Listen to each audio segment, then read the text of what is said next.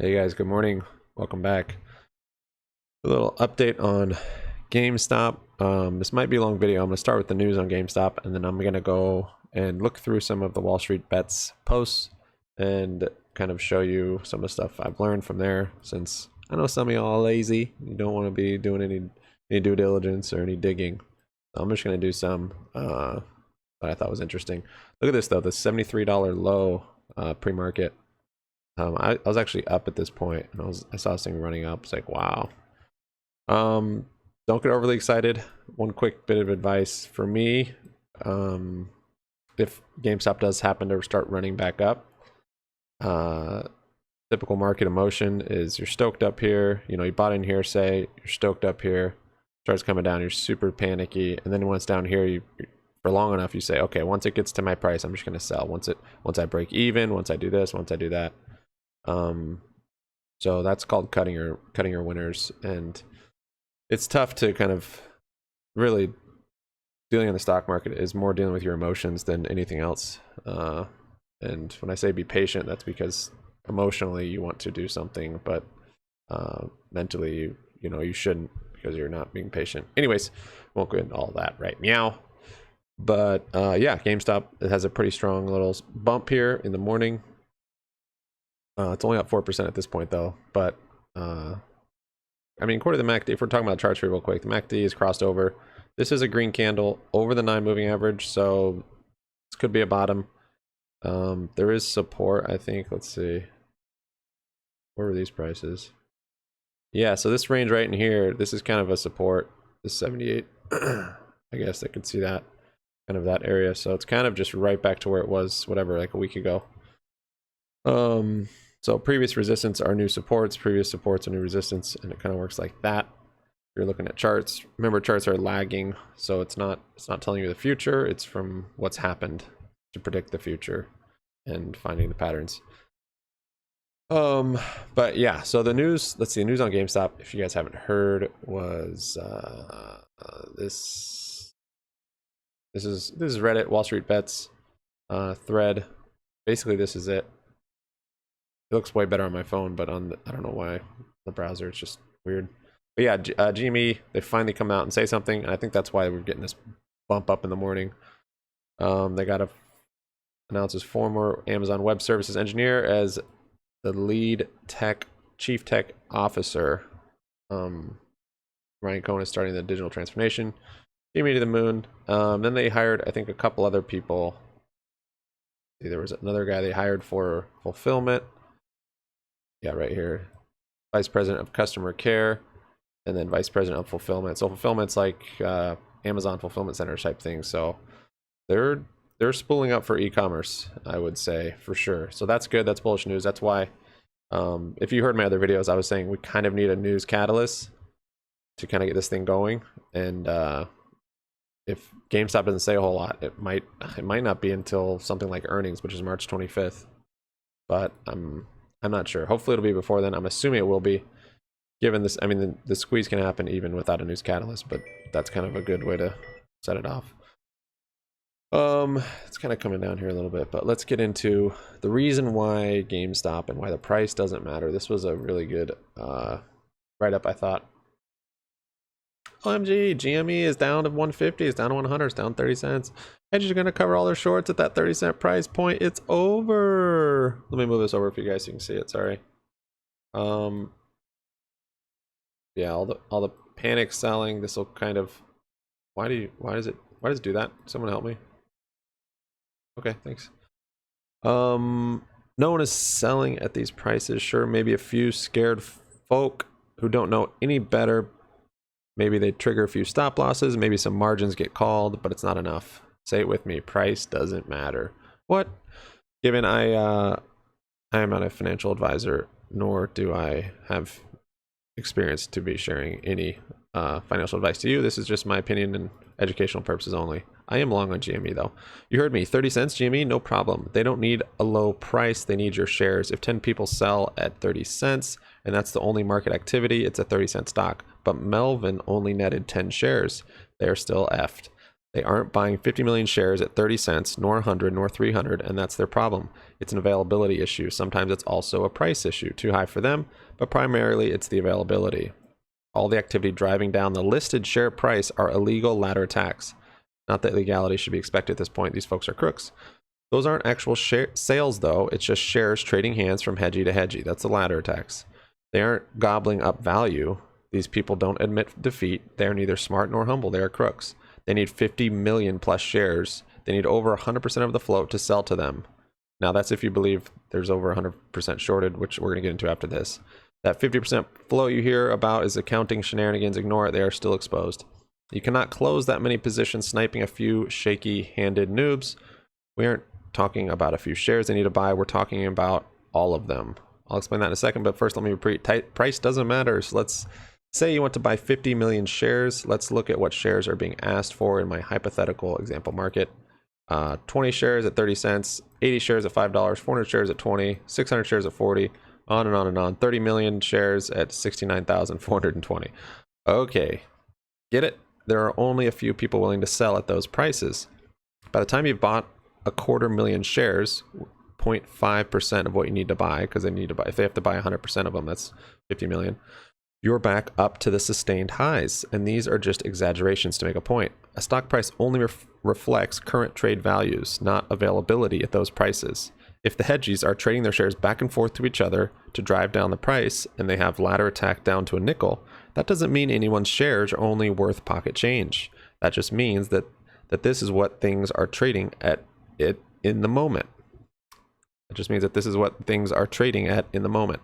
There's no volume to buy up these costs. No one can force you to sell at a nickel. You don't take a loss until you sell. You don't take a profit till you sell either. Price doesn't matter. They need our shares, not a low price. The price does not reflect whether we are winning or not. Their financial reserves indicate that, but there isn't a ticker for that. But be sure, every day the inevitable closes in. Sell out of fear if you like, but you'll just miss out in the end. People like me, as we shore up more funds, snipe these low prices, stealing away shares, and hedgies use the ladders and taking shares away from the shaky hands, putting them into steady ones. This is not financial advice. I just want to make sure people on this sub have the knowledge to not make fools themselves in casual conversation. So I'm, take that as you will. There's bullish arguments, there's bearish arguments. Some people say it's already happened, this, that. There's a whole lot we can dive into. I'm going to just kind of briefly share. If you look into the comments too, people share awesome videos and like different explanations, which is great. This is kind of if you are bullish, this is kind of a good, an interesting way to look at it about how much kind of Wall Street bets pull, how much pull we have now, or they do, or whoever.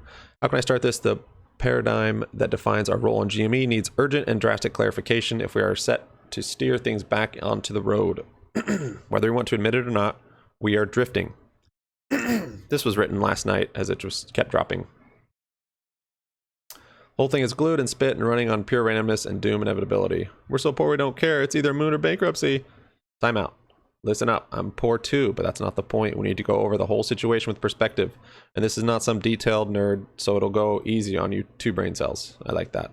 Repeat after me. We are not going to trigger the short squeeze. We are not going to trigger the short squeeze. What? Yes, that's what he's saying. That's what he's presenting. It's easy to fall into disbelief by misunderstanding our part in all of this. We're not triggering anything. So all the yelling buy every time it starts to go up need to come back to reality. All the people yelling buy. It's not our job to trigger the short squeeze, nor would we be able to. Remember, because we are a small portion. We are a small percentage. I won't go into all this, but basically then he goes into maybe I will. Picture Roman Coliseum. In the middle of an arena down a pit, you have all the shorters doing their thing, having a jolly good time. There's several tunnels surrounding the pit that leading out to freedom. To get the short squeeze, we need them right there in the pit, so that's done. They're already there, shorting GME, not by 13%, which was enough to rocket Volkswagen's share price 5 times back in 2008. I haven't checked those numbers. I haven't checked any of these numbers, so I'm just kind of, this story time. If that is true, though, 13%, that's hilarious.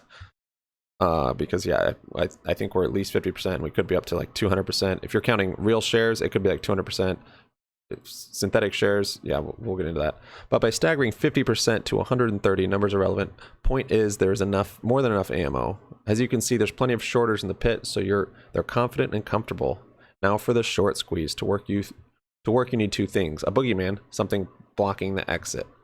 The boogeyman is anything that makes them fear for their billions and run for the exit, trampling each other on the way out. This is a news catalyst that I'm saying. We kind of got a little one this morning from GME, but I don't know if that'll be enough. Probably not. It's got to be probably bigger than that, but we'll see. The less shares available for them to cover their shorts the smaller this boogeyman can be, because they will panic knowing they may not be able to cover at all, meaning the end. It could literally be 1,000 different things. The longer you go into the future, the more likely that something will hit. Could be someone scooping up an extra slice of the company, Ryan Cohen, for example. Earnings blowout, anything, and this company has received so much free advertising in the last few weeks, it's not unreasonable to think that they are at a historic turning point. Not going to get into the reasons why. It's already a great value investment, and it will soon show. Yeah, that is interesting to think about all the publicity it's gotten. That's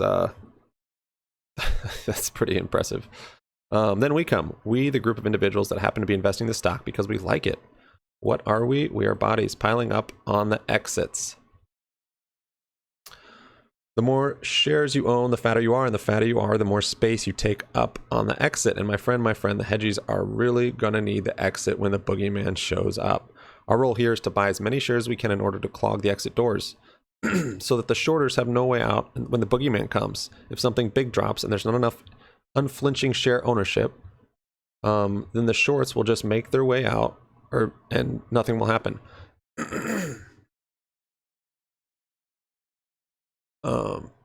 Sure, there must be a lot of individuals and institutions unwilling to sell to bail shorts if they need to cover, say, most of the GME board, for example, and maybe a couple institutions, but likely not nearly enough. That's our part. If, say, half, this is what's crazy about this, is what all it is. That's our part. If, say, half the people on Wall Street Bet buys an average of 5 shares, that would be nearly 20 million shares. That's interesting to think about, because this is a low float company. That's one of the reasons why this is able to happen, the short squeeze, because it's such a low float. There's not many shares traded or available. That's nearly 1/3 of the total GME shares available. If, say, over a month, we're able to turn that average into 10 a person, half of Wall Street Bets would own a staggering 60% of all the shares. You may say, oh, well, that's not possible. But just think about many among us have investments in the hundreds of thousands, some even millions. Each one of those can bring the average up a lot. Even with my 20 shares, God bless them, can make up for 3 people on Wall Street Bets that bought nothing. Time really is on our side. If we just keep gobbling up shares, we can really block those exit for the shorts, and then when the time comes, they will panic because they will realize there simply aren't enough shares to cover. GME goes straight to the moon. Don't need to worry. There's no reason here because mathematically it's a time bomb. This will not survive on hype. Hype is not our friend. Understanding the situation, calmly, patiently executing is how we succeed. We need to clarify. The GME gang is losing its way because it's all hype now. Hype will kill this because hype dies. We need to clarify our role and execute with patience. We don't trigger short squeezes. Our function is to accumulate as many shares as possible so that when the time comes and something big and positive drops, the shorters try to cover but can't because we have all the stock, or most of it. They panic in GME moons. Basically, the only thing that matters is to keep accumulating as many shares as you can and to understand your role. This diamond hand stuff is not needed because the price is irrelevant. It's the inevitable math of the short squeeze that matters, and that's where the focus needs to be. Obviously, this isn't financial advice, and we're all idiots. So that was interesting to me. I guess these ones I'm sharing are mostly bullish, but just different arguments for how it works. And then this gets really deep. People have done a lot of due diligence on this, just about these fake shares, counterfeit shares, synthetic shares. I don't think I'll go over all this, honestly, but if you just look at Wall Street Bets on Reddit and skip over all the emotional type childlike posts and look for people that have actually done a lot of due diligence. This is crazy though. Failures to deliver distributions. Basically what I've gathered from it is that there could be a lot. They could have been selling counterfeit shares for a long time, and it could be way over the amount that we're seeing. And so the stock price could swing a lot before we even see a squeeze, because they're trying to go back and forth, and now they're probably trying to buy up as many shares as they can to probably just get them out of legal trouble, is what I'm seeing. It's not necessarily like it's crazy news to be a part of, but it's not like, oh, that means the stock is just going to go up. Not necessarily. I mean, this will be crazy. One other thing I've thought about is Deep F and Value and how he has not gotten out. If you guys have noticed, if you followed, he's kind of one of the originators of this. He's been doing this for over a year, seeing this coming and going long on GameStop. He's been up 44 million at one point. He's taken some profits though, guys. He's not an idiot. He's been up 44 million at one point, and then I think he's already made 10 million on it just from shares and options. But yeah, this was his update yesterday. Down 13 million. Down 13 million. That was yesterday. So he's still holding. He's got he's got 50,000 shares still. He's got 5,000 call contracts. But what I'm keen on looking at is the expiration. He's got until April 16th, given he doesn't know when stuff's going to happen, but he's got plenty of time. So he's already made money on this. He's already made a lot. His original investment was $50,000, and I think he's already made 4 or 5 million. Don't quote me on that stuff, but yeah, it's pretty awesome. But now, yeah, like I said the other day, this was up to 44 million. Let me show you. So this was the update from yesterday. He just shares one little update every day. It's pretty crazy. So this was the day before. He was 21 million up, but he was 5 million down on the day.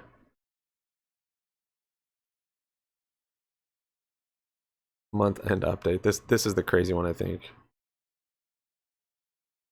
Okay, so he was totally up 31 million here, up 12 million on the day, and then when it hit its high, see, he's been holding through all of this. So I need 102 characters in title now. Weird. 33 million, 20 million. Yeah, so that was a total of 33 million. Not a huge deal. Did want to see if I could find it. Was it the 26th? Whatever that day was, it hit really high. 17 million. I don't know. We missed it. Anyways, that's kind of what I got for you guys, whether you're holding long or not. The price fluctuating this and that, like you can kind of see it's not very indicative of what's going on if there are that many shares shorted. This thing's settling down. There was the positive news this morning, and I'm kind of expecting it to move kind of like a regular stock for a little bit, kind of consolidate if it finds this floor of 73 or $80, wherever it is, and it'll kind of consolidate in a range before it has another big bull run. I don't know if it's 74 is the floor or if it's going to keep going. If this candle closes red, it looks like we might still keep going down. This could just be a little bear flag. But I'm holding. I'm gonna keep holding. I've got my shares. I'm trying to get out of these contracts if it bumps up enough before Friday. But yeah, that's it for me, guys. We'll have another update, I'm sure, soon. There's probably news that has even come out since I've been talking this whole time. But so I'm kind of watching. I'm watching the mega thread here. Looks so much better on my phone. This is crazy. They said they covered their shorts and the squeeze is over. They did not. FINRA, which overseen by the SEC, updated today. 226% short interest still. They lied to you, and so did the media outlets. There is a whole lot of manipulation going out there on TV and stuff. I think on purpose, but we won't get into all that stuff because I don't know when this was updated. Short float, but this, I guess this says 122%. I'll look at that on my own time. Anyways, have a good day, guys. Sub up, like up, comment down. Happy money sticks around. Typically, I wouldn't do boring videos like this, but sometimes you need a little kick in the pants to do some DD. So get out there and do your own research. Don't ask me, is this going up, is this going down? Like, you can. I'm gonna answer, I have no idea. I don't know if it's over. It's just I'm piling information from Wall Street's bets from different sources, and just gathering my thesis from there. I'm long on GME, and that's basically it. So this at this point is more of a regular stock for me. So I'm just gonna keep an eye on it. If there's news, great, but I'm not gonna. I gotta keep. you gotta breathe a little bit. So my hyper focus, it's got to be moved around a little bit. All right, we'll see you soon. Peace out.